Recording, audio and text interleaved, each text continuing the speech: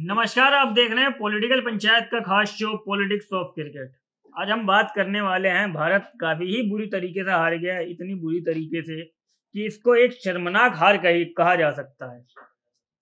भारत हार गया, ना भारत ने बैटिंग अच्छी की ना बॉलिंग अच्छी की। इसी को लेकर आज हम चर्चा करेंगे सचिन जी के साथ। सचिन जी, ना बॉलिंग अच्छी हुई ना बैटिंग अच्छी हुई, हम बेहद ही बुरी तरीके से हारे। पहली पारी में साउथ अफ्रीका ने 489 रन बनाए, हमारी दोनों पारियों को मिला के मात्र 341 रन। मतलब उनकी जो पहली पारी थी उससे भी हम दोनों पारियों को मिला के 150 रन पीछे रह गए। 400 रन से हम मैच हार गए। देखो, मतलब फिलहाल जो दशा हुई है, जो दुर्दशा हुई है, जो मार कुटाई हुई है, जो रगड़ रगड़ के जो धोया है अफ्रीका वालों ने, मतलब ऐसे धोबी घाट पर भी नहीं कुटाई होती है कपड़ों की। और यदि दूसरे शब्दों में इसको कहे तो निर्लज्जता की जो सारी हदें हैं वो भारतीय खिलाड़ियों ने, मुझे लगता है कि पार कर दी। इस मैच में दिखा दी कि भाई साहब हमसे नहीं हो पाएगा। वो मीम वायरल होता है ना कि बेटा तुमसे नहीं हो पाएगा, यहां वो लोग कह रहे हैं कि हमसे नहीं हो पाएगा। और हमारे महान महाराजा धीराज श्री श्री श्री गौतम गंभीर जी, आपको तो यदि थोड़ी बहुत यूं सूझबूझ बची है अंदर तो तुरंत प्रभाव कार्रवाई से इस्तीफा दे देना चाहिए। और इस्तीफा देकर यह कहना चाहिए कि मैं भारत की जनता, भारत के क्रिकेट फैंस और भारतीय क्रिकेट पर एहसान कर रहा हूं। और ये जो कोचिंग है, जो जिस तरीके की मेरी आइडियोलॉजी की कोचिंग चल रही है, इसको मैं छोड़कर मुक्त करके मैं जा रहा हूं। क्योंकि आप देखो यार, कहाँ प्लानिंग थी पूरे मैच में। मतलब ऐसा 1% भी ये लगा नहीं कि ये भारत मैच में, जैसे कहते हैं WWE का कोई मैच चल रहा है और उसमें कोई बंदा मार खा रहा है, उसमें भी ऐसे होते हैं कभी कभी कोई आदमी ऐसे हाथ उठा रहा है, लेकिन यहां तो वो भी नहीं दिख रहा था। 1% भी, एक ओवर भी ऐसा नहीं था कि जो भारत के पक्ष में कहीं जाए, कि मतलब हम ये सोच पाए 2 मिनट के लिए भी कि ये टेस्ट कहीं से भारत की साइड आ रहा है। हालांकि एक चीज इन सब के बीच में अच्छी ये हुई, मतलब आप देखो इसमें हम ये अच्छी चीज यही देख पा रहे हैं कि भारत मैच 5वें दिन हारी मैच, जबकि दूसरे तीसरे दिन भी ये चीज खत्म हो सकती थी। मैं एक बात कह रहा हूँ कि अगर हम कुछ पुराने स्टेट को एनालाइज करें, जो भारतीय क्रिकेट टीम है वो लगातार विदेशों में तो थोड़ा बहुत हमें बेहतर प्रदर्शन देखने को मिल जाता है, पर अपने घर में तो टेस्ट क्रिकेट में हम पिछले 2 साल में, जब से WTC का जब से न्यूजीलैंड वाली सीरीज हुई थी तब से लेकर अब तक, मतलब बेहद ही खराब प्रदर्शन रहा है। उससे पहले भारत का एक एरा हुआ करता था कि भारत 12 साल तक अपने घर में टेस्ट मैच ही नहीं आ रहा था, ये दबदबा था भारत का। तो ये 2 साल के अंदर ऐसा क्या हो गया कि भारत की दुर्दशा इतनी गंदी हो गई? 2 साल में गौतम गंभीर आ गए ना, और तो क्या रीजन मत। तो मतलब आप देखो 2012 में, ही है। जी 2012 में इंग्लैंड से हम लोग हारे थे, घर में सीरीज हारे थे टेस्ट की, और उस समय महेंद्र सिंह धोनी कप्तान हुआ करते थे। उसके बाद से ही टीम इंडिया कभी भी भारत में एक सीरीज तक नहीं हारी थी टेस्ट में। लेकिन 2024 में गौतम गंभीर कोच बनते, हेड कोच बनते टीम इंडिया के, सबसे पहले तो वे न्यूजीलैंड से 3 मैचों की टेस्ट सीरीज क्लीन स्वीप से हारते हैं। जो न्यूजीलैंड भारत को कभी भी भारत में घुस के सीरीज नहीं हरा पाई थी। मतलब न्यूजीलैंड ने पहली बार ही ऐसा कारनामा किया था टेस्ट क्रिकेट के इतिहास में कि उसने भारत को हरा दिया। और उसके बाद जिल्लेलाई जी के बयान आते हैं कि जो पुराने प्लेयर हैं उनको छोड़ देना चाहिए, उन्होंने बढ़िया नहीं किया। मतलब रोहित शर्मा ने अच्छा नहीं किया, विराट कोहली ने अच्छा नहीं किया। अब तो विराट कोहली और रोहित शर्मा भी नहीं है आपके पास, करवा लो कुछ अच्छा करवा सकते हो तो। ये मेरा सवाल ये है कि हमारी बॉलिंग भी अच्छी नहीं हुई, जो रियलिटी बात है।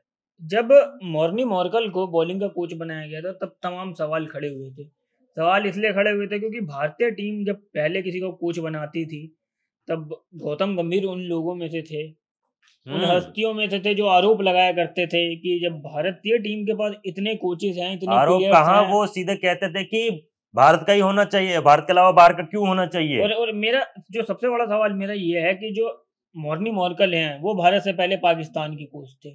पाकिस्तान तो कितना अच्छा प्रदर्शन कर रही है ये तो दुनिया और जमाना ही जानता है, उसके बाद भी उन्हें भारत का कोच बना देना, ये क्रिकेट का भाई भतीजावाद है। परिवारवाद नहीं कहेंगे, भाई भतीजावाद कहेंगे।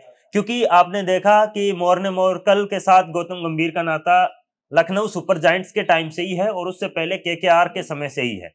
केकेआर में गौतम गंभीर थे तो मोर्ने मोरकल को एक था, जैसे ही लखनऊ सुपर जायंट्स आईपीएल की नई टीम स्टेबल होती है तब एज ए मेंटोर गौतम गंभीर काम कर रहे होते हैं, और उसमें भी टीम के लिए बॉलिंग कोच मोर्ने मोरकल को ही वो लेकर आते हैं, और उसके बाद जब भारत के भी बनते हैं तब भी मोर्ने मोरकल को लेकर आते हैं। और ये टेस्ट मैच भारत जो हारी है, इसमें असली कारण जो मेन दिक्कत है वो कहीं ना कहीं बॉलिंग ही रही है। हमारी बॉलिंग एकदम पस्त थी यार। इस पिच पर आप देखिए अफ्रीका वाले, मतलब ऐसे वैसे जिनको अफ्रीका मतलब ये कहते हैं ना कि बॉल बॉय टाइप के बॉलर, मैं ये समझ वो लोग भी विकेट लेके जा रहे हैं, और हमारे देखो जसप्रीत बुमराह, मतलब मोहम्मद सिराज, ये सब विकेट लेने के लिए ऐसा है कि वो तरस रहे हैं कि है भगवान कोई विकेट मिल जाए।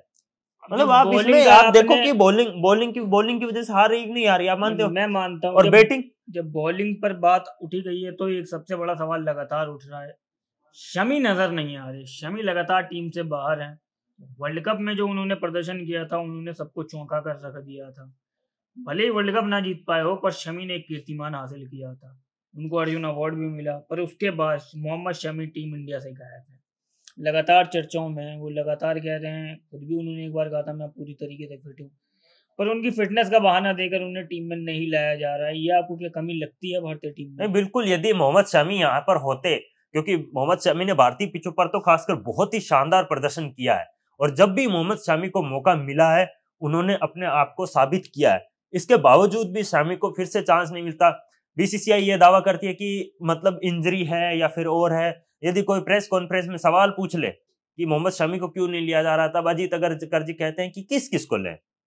मतलब कि उनके हिसाब से ये कि हमारी टीम इतनी ज्यादा फुलफिल है कि हमें कोई और अंदर आने के लिए फिट नहीं हो पा रहा है। हमारे पास ऑप्शन 15 ही है, 15 में भी तुम्हारे पास ये ऑप्शन, मतलब आप कुलदीप यादव और रविंद्र जडेजा, यदि ये लोग नहीं होते तब तो ये मैच निश्चित रूप से 5वें दिन तक भी नहीं जाता। आज की भी आप देखो बैटिंग लाइनअप की, सुबह मैच चालू होता है, केवल रविंद्र जडेजा ही ऐसे थे जो बल्लेबाजों की तरफ से ऐसा लगा कि संघर्ष कर रहे हैं, बाकी अन्य तो 16 रन से ज्यादा किसी के रन नहीं है, और जडेजा ने जिन्होंने अर्धशतक बनाया और मैच को। बहरहाल यहाँ जो कांड हुआ, इसके बाद आपको क्या लगता है कि गौतम गंभीर को आके जवाब देना पड़ेगा? क्या बीसीसीआई फिर से कोई रिव्यू मीटिंग करेगी, या फिर मीटिंग खेल के इनका सीन यही है? रही बात जवाब देने की, तो जवाब तो देनी चाहिए, और जवाब जो है और जवाब साफ सुथरा होना चाहिए। इस तरीके का जवाब नहीं होना चाहिए कि इनकी गलती की वजह से हार गए, उनकी गलती की वजह से हार गए। जवाब ऐसा होना चाहिए कि कोच में, कोचिंग स्टाफ में कहाँ कमी रह गई, और उससे ज्यादा कि आने वाले वक्त में उसको वो किस तरीके से सुधारेंगे। जवाब इस तरीके का होना चाहिए। रही बात बीसीसीआई की, तो बीसीसीआई को भी इस पर नजर बनानी चाहिए, कोचों में कहाँ कमी रह गई, सिलेक्टरों में कहाँ कमी रह गई। इसके बाद अगर हम WTC की बात करें, WTC में भारत अब बहुत बुरी तरीके से पिछड़ चुका है। अब WTC के जो फाइनल तक है, भारत को काफी ज्यादा संघर्ष करना पड़ेगा। 2025 से जो 2027 तक की जो WTC की साइकिल है, उस साइकिल में टीम इंडिया मुझे लगता है 5वें या 6ठे नंबर पर फिनिश कर पाएगी, जिस तरीके का ऐसा रिकॉर्ड रहा है। और यहाँ से पूरा ये तो निश्चित हो चुका है कि भारत फाइनल की रेस से तो बाहर ही हो गए, क्योंकि सेमीफाइनल तो इसमें होते नहीं है, सीधा फाइनल ही होता है। और दक्षिण अफ्रीका इस जीत के साथ ही एक बार फिर से WTC के फाइनल में कदम रखने के लिए तैयार है। वहीं दूसरी तरफ एसेज के जो पहला मैच है उसमें ऑस्ट्रेलिया ने बता दिया कि क्यों वह एक बार की WTC चैंपियन है, और वो दोबारा भी फिर से फाइनल खेलने के लिए तैयार है। लेकिन भारत यहाँ पर क्या है, भारत 2 बार फाइनल में हार चुकी है, तीसरी बार फाइनल के करीब जाकर हार गई, और चौथी बार हमें तो लग भी नहीं रहा है कि इस बार कहीं फाइनल का सपना भी है। कप्तान शुभमन गिल जब टॉस कराने आते हैं, टॉस हारते हैं, तो कहते हैं कि उम्मीद करता हूं कि WTC फाइनल में ना हारो। अरे भाई साहब, तुम नहीं हारोगे WTC फाइनल में, क्योंकि पहुंचोगे ही नहीं। पहुंचेंगे तभी तो हारेंगे। अब WTC फाइनल में टीम इंडिया पहुंचते है नहीं पहुंचती है तो आने वाला वक्त ही पता चलेगा। बाकी आने वाले समय में कोच क्या जवाब देते हैं हम आपको ज़रूर अपडेट करेंगे। बाकी इस वीडियो पर और भारत के हार पर आपकी क्या राय है, हमें कमेंट बॉक्स में ज़रूर बताएं। अगर वीडियो पसंद आया तो वीडियो को लाइक करें, शेयर करें, और पॉलिटिकल पंचायत को सब्सक्राइब करना ना भूलें।